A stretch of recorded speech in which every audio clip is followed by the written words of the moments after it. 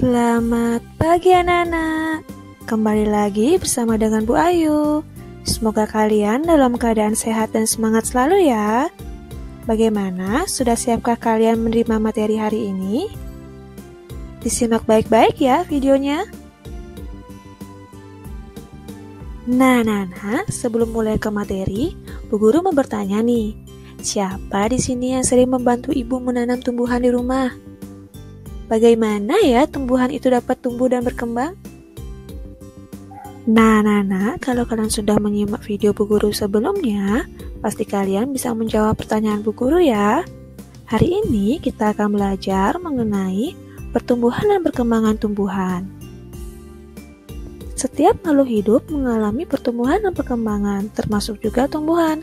Setiap tumbuhan mengalami pertumbuhan dan perkembangan yang berbeda-beda, tergantung faktor-faktor yang mempengaruhinya, seperti air, cahaya matahari, nutrisi atau pupuk, suhu udara dan kelembaban, dan kesuburan tanah.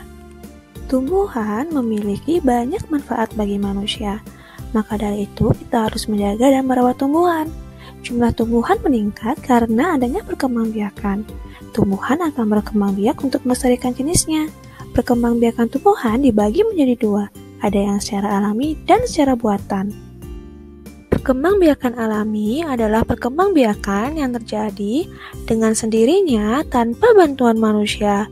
Perkembangbiakan alami terjadi pada tumbuhan yang mempunyai biji, tunas, umbi, akar tinggal, dan spora.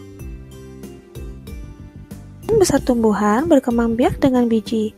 Bagian-bagian biji yang pertama, ada selimut biji yang berfungsi untuk melindungi biji, kemudian embrio adalah calon tumbuhan baru, dan kontiledon sebagai sumber makanan untuk calon tumbuhan baru.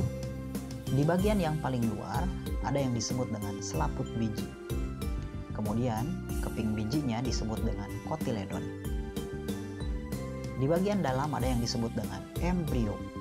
Nah, di bagian embrio ini terdiri dari plumula atau bakal daun, kemudian ada radikula atau yang disebut dengan bakal akar. Tumbuhan yang berkembang biak alami dengan biji, contohnya adalah pohon apel, pohon anggur, pohon jeruk, pohon mangga, bunga matahari, pohon semangka, dan yang lainnya. Tunas. Tunas adalah anakan yang tumbuh di dekat tumbuhan induknya. Tunas dibagi menjadi 3. Ada tunas batang, tunas daun, dan tunas akar. Tumbuhan yang berkembang biak dengan cara tunas batang, contohnya pisang dan bambu. Tumbuhan yang berkembang biak dengan tunas daun, contohnya cocor bebek.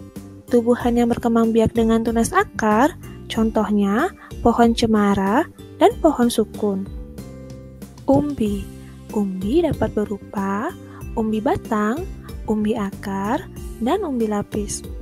Umbi batang adalah batang yang tumbuh di dalam tanah dan ujungnya menggelembung menjadi umbi. Umbi batang merupakan cadangan makanan bagi tumbuhan.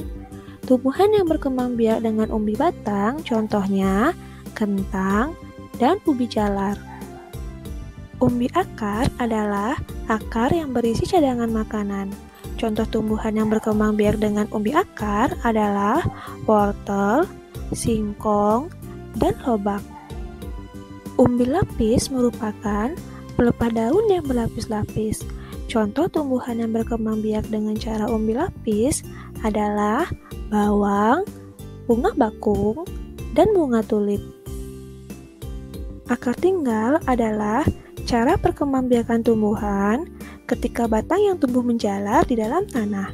Contoh tumbuhan yang berkembang biak dengan akar tinggal adalah kunyit, lengkuas, kencur, dan jahe. Bentuk spora seperti biji yang sangat kecil dan sangat halus. Spora biasanya terdapat di belakang daun. Contoh tumbuhan yang berkembang biak dengan menggunakan spora adalah tumbuhan paku-pakuan, jamur, dan lumut. Nah, kemudian perkembangbiakan buatan. Perkembangbiakan buatan adalah perkembangbiakan yang dilakukan melalui bantuan manusia. Tujuannya untuk mendapatkan hasil yang lebih baik. Contoh perkembangbiakan ini melalui cangkok, stek, menempel, dan menyambung. Mencangkok adalah perkembangbiakan tanaman dengan membuat akar baru pada bagian batang. Sifat dari tumbuhan yang dihasilkan adalah sama dengan induknya.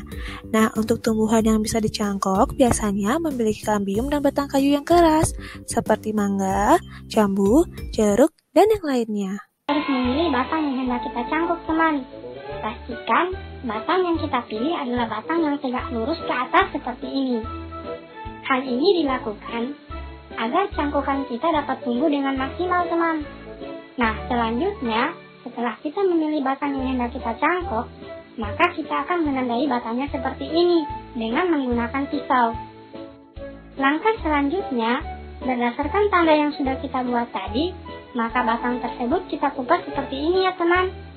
Tapi, kalian harus hati-hati ya, karena salah sedikit bisa mengenai tangan kalian. Jadi, sebaiknya mintalah bantuan orang dewasa ya, teman-teman. Nah, jika batangnya sudah dikupas semua, maka hasilnya akan seperti ini, teman. Selanjutnya, kita balut batang yang sudah kita kupas tadi menggunakan tanah, sehingga semua batang yang sudah dikupas tadi tertutupi dengan tanah yang sudah dibasahi dengan air seperti ini. Nah, teman-teman, sekarang batang yang sudah dibalut dengan tanah tadi kita bungkus menggunakan kantong plastik yang sudah kita siapkan tadi. Dan kita ikat dengan tali biar kantong plastiknya dapat menempel dan menahan tanah yang ada di dalamnya. Ikat dengan kuat ya, teman. Jika sudah seperti ini, maka kita tinggal menunggu selama 1 minggu sampai 2 minggu agar batang tersebut mengeluarkan akar-akar seperti ini, teman.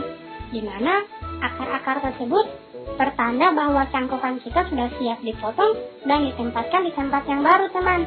Stek adalah cara berkembangbiakan tanaman dengan memotong bagian tertentu seperti batang, tangkai, atau daun untuk kemudian ditanam terpisah dengan induknya seperti singkong, mawar, dan yang lainnya.